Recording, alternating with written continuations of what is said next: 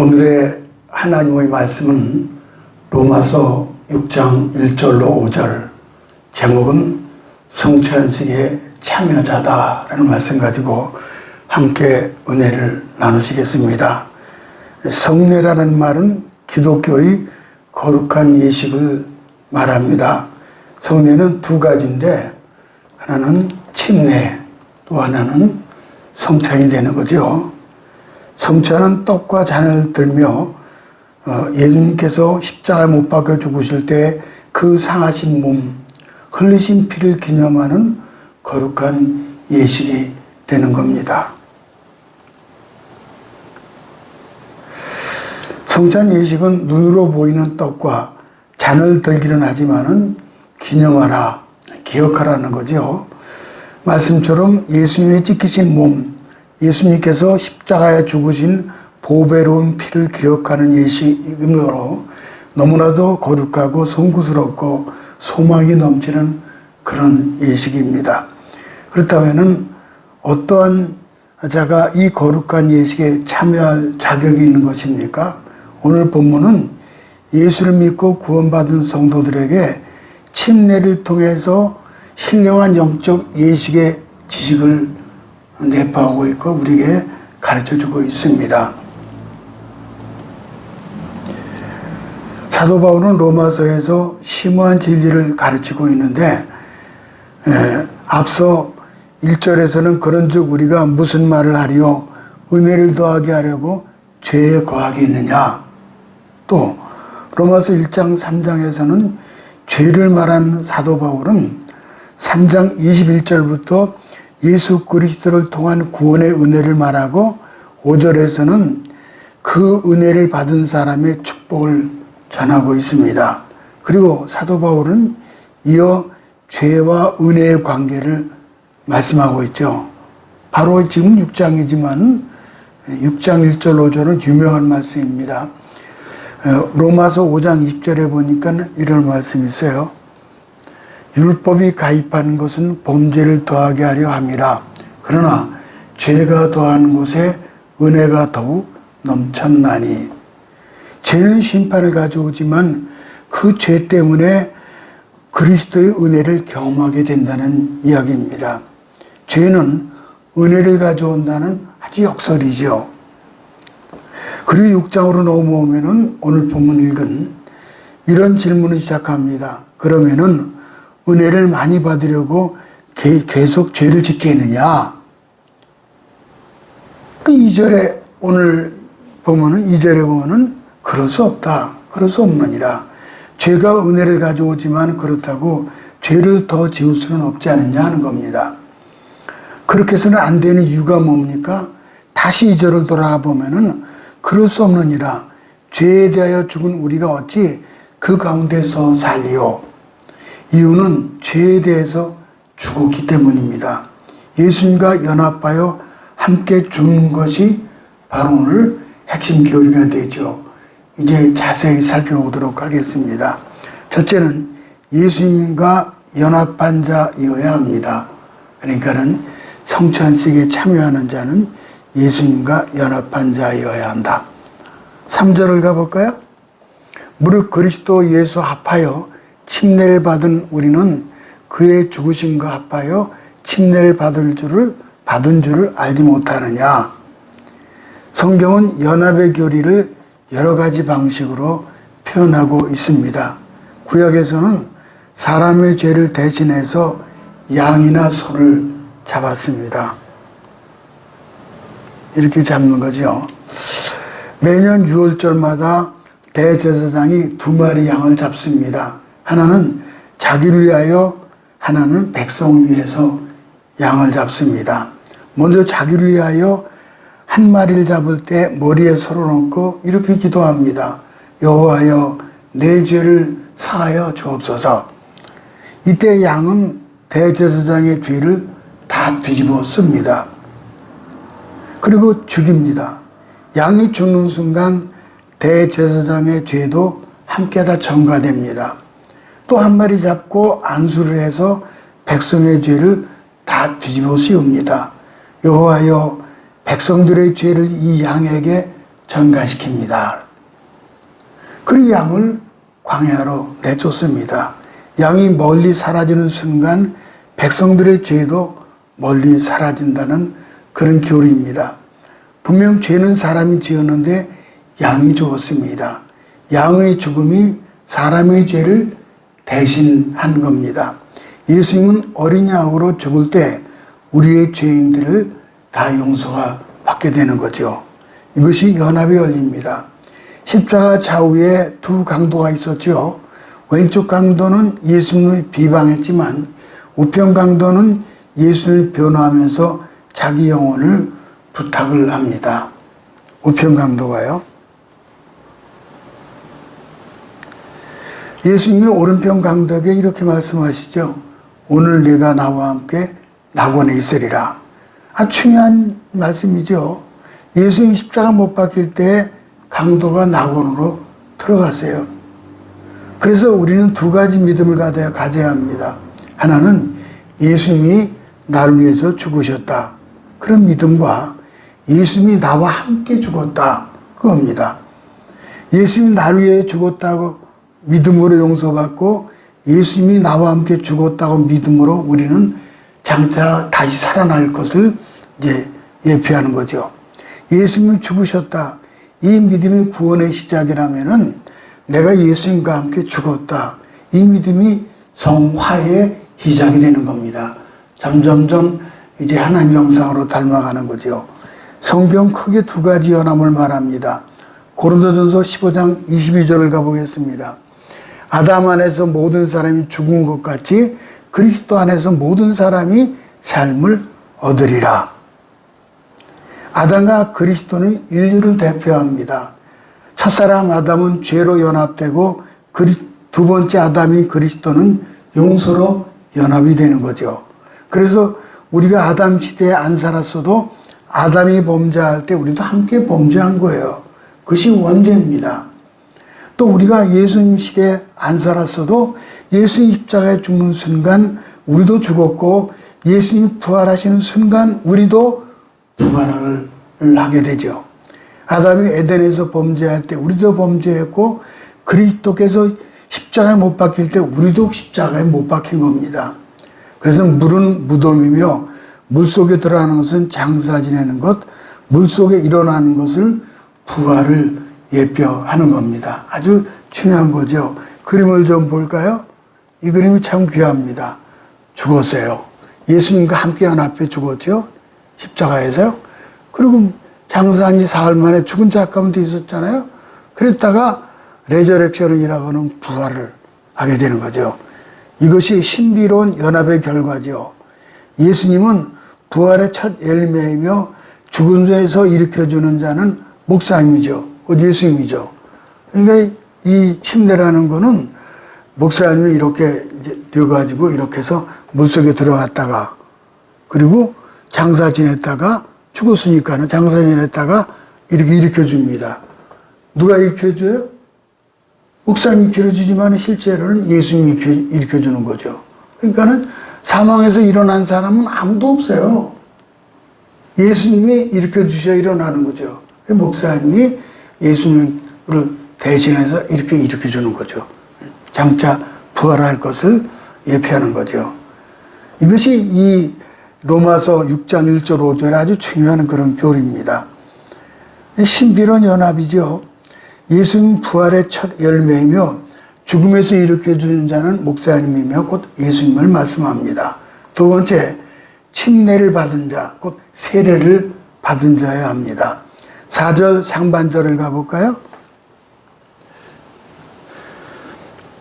그러므로 우리가 그의 죽으심과 합하여 침례를 받음으로 그와 함께 장사되었다. 침례라는 말은 그거는 밥티소, 그 의미는 밥티즈에서 이제 물에 잠기다 그런 뜻이죠. 완전히 물에 잠기는 거예요. 여기 요단강에 가서 침례 받는 거죠. 완전히 물속에 잠그지요. 근데 이제 보통 세례하는 데도 많이 있어요. 장로교 세례 많이 주고 다 그러죠. 근데 지금 우리 침례교는 물론이고 순복음은 다 침례. 그리고 장로교에서도 많은 장로교도 침례가 맞기 때문에 전부 침례를 베풉니다, 지금은. 어쨌든, 밥티스마는 사람을 완전히 물에 잠기다. 잠기잖아요. 그 다음에는 옷감을 염색할 때 이 밥티저라는 말을 씁니다. 그 다음에 배가 침몰할 때도 이 단어를 쓰고 있어요. 침례교는 침례탕을 만들어서 거기에 침례를 베풀기도 하죠. 침례의 뜻, 즉 잠금다는 것은 물속에 완전히 잠기어서 죽는 것을 의미하죠. 물은 무덤이에요. 나는 물속에서 죽고 죽은 다음에 장사 지내고 예수 그리스도의 이름으로 다시 살아나는 것이 바로 침례입니다. 그러므로 침례는 우리가 죄의 결박에 끊어진 것을 뜻합니다. 우리는 그리스도와 연합으로 말미암아 죄에 대하여 죽었고 예수 안에서 죄가 죽임당한 거죠. 죄에 대하여 죽은 자는 죄의 지배와 통치에서 벗어남을 의미하는 것입니다. 우리는 무엇을 죽여야 합니까? 6절을 또 가볼까요? 우리가 알거니와 우리 옛사람이 예수와 함께 십자가 못 박힌 것은 죄의 몸이 주고 다시는 우리가 죄에게 종노릇하지 아니하려. 아멘이. 여기서 두 가지 의미의 죽음을 말씀하고 있죠. 옛사람을 죽였다. 옛사람을 죽이고 그 다음에 죄를 향한 나를 죽이는 거예요. 그러니까 옛사람이 있어도 죄를 향한 마음은 여전히 내가 갖고 있어요. 그래서 우리가 주일날 죄계를 드리는 거예요. 죄계 기도를. 예수 믿기 전에 옛사람 혹은 예수 없는 사람은 옛사람이라고 표현하죠. 그 옛사람을 죽여야 하며 또한 죄를 향한 나의 삐뚤어짐과 욕심과 방종을 죽여야 합니다. 갈라디아서 5장 24절에 아주 유명한 말씀이 있죠. 그리스도 예수의 사람들은 육체와 함께 그 정과 욕심을 십자가에 못 박았느니라. 십자가에 죽은 자는 욕심이 없죠. 세상적 욕심이 있을 여지가 없다는 거죠. 왜냐하면 죽었기 때문에. 이렇게 죽는 모습을 침례라고 말합니다. 사도 바울은 2절에서 이렇게 더 답변을 합니다. 그럴 수 없느니라. 죄에 대하여 죽은 우리가 어찌 그 가운데도 살리오. 절대로 그럴 수 없다는 거예요. 그 이후로는 우리가 죽었다고 했습니다. 또 죽은 사람이 어떻게 죄를 짓겠느냐. 여기서 말하는 죽음은 무슨 뜻입니까? 죽음이라는 아포스네스코에서 죽다, 죽음에 직면하다, 죽기 마련이다 라는 뜻을 가지고 있는데 가끔 우리들이 누구랑 불화할 때 이런 말을 하죠. 아유 내가 죽어야 되는데 내가 죽어야 한대. 그 말이 이 말이에요. 내가 정신적으로 한 번 더 죽으면 되는데 이유를 불문하고 불만과 원망이 있는 것은 살아 꿈틀거리기 있기 때문이에요. 돌아가신 분들은 아무 말이 없죠. 어떻게 해도 말은 못합니다. 왜 그래요? 죽었기 때문입니다. 초대교회 한 수도원에서 한 젊은이가 사람들이 이렇게 말하고 다녔습니다. 나는 죽었다. 나는 세상에 대해서 죽었다. 그래서 오랫동안 기도하며 살아온 노인이 그를 불러 세워서 이렇게 말합니다. 형제여, 그대의 육신이 떠나기까지는 너무 자신만만하게 하지 마시오. 형제는 형제가 죽었다고 말하고 다니지만은 아직 사탄은 죽지 않았어. 그렇습니다. 우리는 우리 육체가 살아있는 동안 사탄이 죽지 않고 살아있는 한 죄를 이겼다든지 죄에 대하여 완전히 죽었다라고 말할 수 없습니다. 그럼에도 불구하고 바울이 우리가 죄에 대해서 죽었다. 그 이유는 뭡니까? 우선 이 말은 우리의 경험과 무관한 하나님의 선언이라는 거예요. 성경이 우리가 죽었다 말할 때 우리가 선뜻 받아들이지 못하는 이유는 내가 아직 죽지 않았기 때문이죠. 나에게 아직 나쁜 감정, 연약한 양심, 악한 행실 그대로 있잖아요. 어제까지도 부부싸움 하잖아요. 나는 조금도 변하지 않았는데 성경이 나보고 너 죽었다 하니까 나는 안 죽었는데 그러는 거 아니에요? 성경 우리가 죽었다 할 때 죄를 짓지 않았다거나 죄질 욕망조차 다 사라졌다는 뜻이 아닙니다. 우리가 죄에 대하여 죽었다는 말은 죄 자체를 없앤다거나 죄의 근원이 사단을 완전히 정복했다는 말이 아닙니다. 죄에 대하여 죽었다는 말은 죄 자체가 없어진 것이 아니라 죄가 우리를 지배하지 못하게 되었다는 뜻입니다. 죄로부터의 자유가 아니라 죄의 세력으로부터 자유죠. 죄 자체는 우리가 없앨 수 있다는 것이 아니에요. 죄가 우리를 지배하지 못하게 한다는 뜻이에요. 그래서 요한일서 3장 9절을 가볼까요? 하나님께로서 난 자마다 죄를 짓지 아니하나니 이는 하나님의 씨가 그의 속에 거하며 저도 범죄치 못하는 것은 하나님께로서 났음이라. 사도 요한이 하나님의 자녀가 죄짓지 않는다고 말한 것은 우리에게 죄질 욕망이나 유혹조차 없어졌다는 것이 아니라 죄는 그대로 있는데 그 죄가 우리를 다스리지 못한다는 거예요. 죄의 지배, 죄의 세력으로부터의 자유라는 거예요. 우리나라 초대교회 훌륭한 목사님 가운데 김익두라는 분이 있는데 그분이 나중에 목사님 되셨죠. 이분이 거듭났어요. 이분이에요. 이분. 근데 예수 믿고 구원받았고 거듭나고 그리고 첫 번째 한 일이 뭔가 하니 친구들에게 부고장을 보내는 거예요. 그를 아는 모든 친구와 친지에게 김익두 사망, 이전에 깡패 두목이었던 김익두는 죽었다. 나는 새로 태어난 존재다. 예수님의 부활과 더불어서 예수 안에서 새로운 피조물로 거듭난 겁니다. 그렇게 선포해버린 거예요. 그렇습니다. 우리는 예수 그리스도 안에서 이미 죽은 존재입니다. 우리는 이미 예수 그리스도와 함께 이제 십자가 못 박혔고 새로운 피조물로 거듭났어요. 죄에 대해서 십자가에서 이미 죽었어요.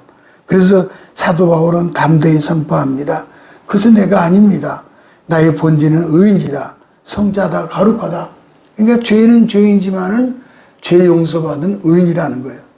사탄의 운명에 걸려들어서 지속해서 괴로움을 당하던 그 시대는 끝났다는 거예요.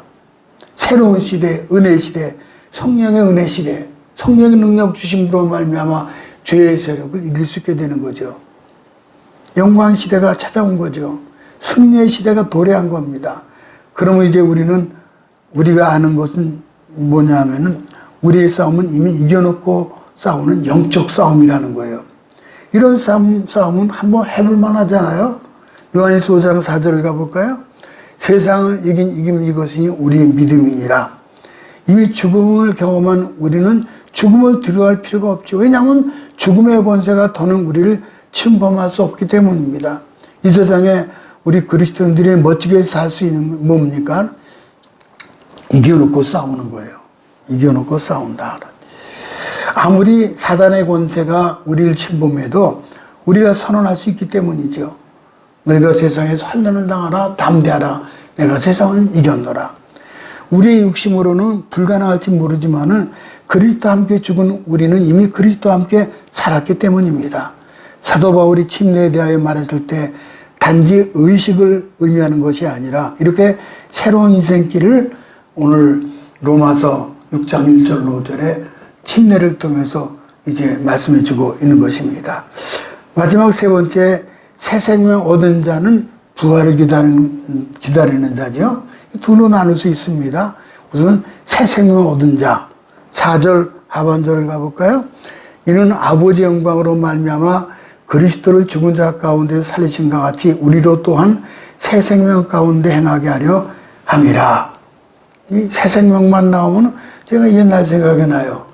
제가 전도사 시절에 대흥 침례교회에서 고등부를 맡아 인도하는데 이제 고등부 캠프에 갔을 때 각 조별로 이름을 짓는데 뭐라고 저는 거 아니 내가 맡은 반을 우리 학생들하고 같이 의논해서 보니까는 새 생명으로 짓자 그래가지고 새 생명, 구호가 새 생명이어서 새 생명, 새 생명, 새 생명 이랬어요. 새 생명이 새 생명 얻은 자. 4절 하반절에 보니까는 이는 아버지 영광으로 말미암아 그리스도를 죽은 자 가운데 살리신 것 같이 우리로 또한 새 생명 가운데서 행하게 하려 함이라. 피노키오라는 영화가 있습니다. 그걸 본 어떤 어린아이가 조각가인 아빠에게 피노키오 나무 인형을 만들어 달라고 졸랐습니다. 이 만화 영화예요. 피노키오. 이런 거죠. 이제 다 아실 거예요. 근데 문제는 만화 영화의 피노키오처럼 말을 할 줄 알고 또한 자기가 놀아줄 줄 알았습니다. 그러나 아빠가 만들어주신 나무 인형은 만화 속의 피노키오와는 달리 말도 하지 못하고 춤도 추지 못하고 매일 그래서 우는 거예요. 아빠를 괴롭혔어요. 아빠가 만들어준 피노키오는 나랑 놀아주지 않는 거야. 웬 내게 말을 안 하는 거지? 만화 영화의 피노키오를 보면은 요정이 나무 인형을 피노키오에게 생명을 주는 장면이 나옵니다. 그 장면 이후 나무 인형 피노키오는 생명을 가지고 말을 하고 움직이고 생각을 합니다.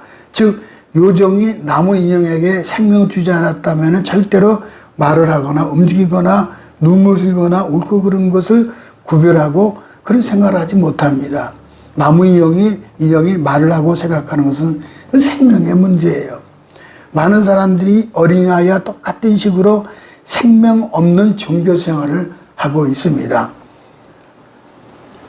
생명의 문제와 나무 인형을 만드는 문제는 다른 차원의 일인데 이 부분을 혼동을 한 거예요. 즉 나무 인형을 공을 들여 만드는 일과 나무 인형이 생명 얻는 문제는 완전히 다른 차원의 사건이죠. 이 진리를 깨닫지 못하기 때문에 계속 우상을 만들고 거기다가 숭배를 하는 거죠. 성경은 생명의 근원이신 하나님과 연결되지 않은 사람들을 모두 죄인들이며 죽은 사람이라고 말합니다. 오직 하나님께서 생기를 부어주실 때에 비로소 사람이 살아서 숨쉬는 생영이 되는 거예요. 에스겔 37장에 보면은 죽은 마른 뼈들이 나옵니다. 인간들은 어찌할 방법이 없죠. 근데 하나님 말씀에 의해 그 마른 뼈들에게 생기를 대원을 합니다. 생기를 향해서 에스겔이. 그러니까 대원하니까는 생기가 마른 뼈 속에 들어가니까는 막 이제 그 살과 가죽이 입히고 힘줄이 입히고 생기가 들어가니까 하나님이 큰 군대가 되었더라 그랬어요. 그러더니 살아나서 큰 군대를 이룹니다. 이것이 바로 새 생명이에요. 둘째는 부활을 기다리는 자죠. 5절을 가볼까 오늘? 만일 우리가 그의 죽으심과 같은 모양으로 연합한 자가 되었으면 또한 그의 부활과 같은 모양으로 연합한 자도 되리라. 스탠베르그의 십자가라고 하는 유명한 그림이 있습니다. 이런 그림입니다. 이는 스탠버그의 십자가. 그런데 스탠베르그는 유명한 화가로서 이제 성 베드로 교회의 요정으로 지금 말하는 로마 교황청이죠. 이는 이탈리아에 있는 로마 베드로 성당이죠. 십자가에 달리신 예수님에 대한 그림을 그리게 됩니다. 조심스럽게 그리다가 중단해 버렸어요. 왜냐하면 그림 값이 너무 싸게 흥정되었기 때문에 불만이 많았기 때문입니다. 그러던 중에 집시 페피타라고 하는 모델을 놓고 그는 세속적인 그림을 그렸습니다. 그런데 어느 날 그림을 그리다가 잠깐 쉴 때 그 페피타 여인이 초안만 만들어 놓고 완성하지 않은 그림을 보면서 저 그림은 무엇입니까? 하고 물었습니다. 그 예수님에 관한 그림입니다. 십자가 못 박혀 돌아가시는 모습이군요. 예, 그렇습니다. 무슨 사연이 있습니까? 교회와 성경에 대하여 전혀 모르는 그 집시 여인의 질문이었죠. 좀 귀찮았지만은 스탠버그는 설명을 해 주었습니다. 예수님은 베들레헴에 태어나셨고 많은 병자를 고치고 착한 일을 많이 하시다가 나사렛에서 복음을 전하시다가 십자가에 돌아가시게 되었다고 설명을 해줍니다. 이 페피타는 십자가에 대한 이야기를 들으면서 눈물을 뚝뚝 흘리면서 몹시 슬퍼하는 거예요. 너무 슬퍼하니까 그 스탠베르그가 위로하는 마음으로 울지 마세요. 예수님은 부활하셨습니다. 이 많은 말에 한마디를 했어요. 예수님 부활하셨습니다. 그랬던 눈을 번쩍 뜨면서 페피타가 정말 부활하셨습니까? 여인의 얼굴이 환하게 밝아지는 거예요. 이걸 보는 순간 스탠버그는 마음에 큰 충격을 받았습니다. 예수 그리스도는 만백성을 위하여 십자가에 죽으시고 부활하셨다고 했는데 이 말을 듣고 저렇게 영원한 생명을 얻는데 그 페피타가요. 나는 예수님의 부활을 믿고 있는가 하고 자신에게 되물었습니다. 그럼 거기서 순간 부활신앙을 갖게 되었다는 간증입니다. 십자가에 달리신 그림을 그리면서 돈을 적게 준다고 흥정을 하고 있는 이 나쁜 놈아 자신을 자책하면서 부활신앙을 회복하고 십자가 그림을 완성한 것이 바로 스탠베르그의 이제 십자가 그림입니다. 모쪼록 우리 모두 새 생명 가운데 성취 안에 풍성한 은혜가 있으시기를 주님의 이름으로 축복합니다.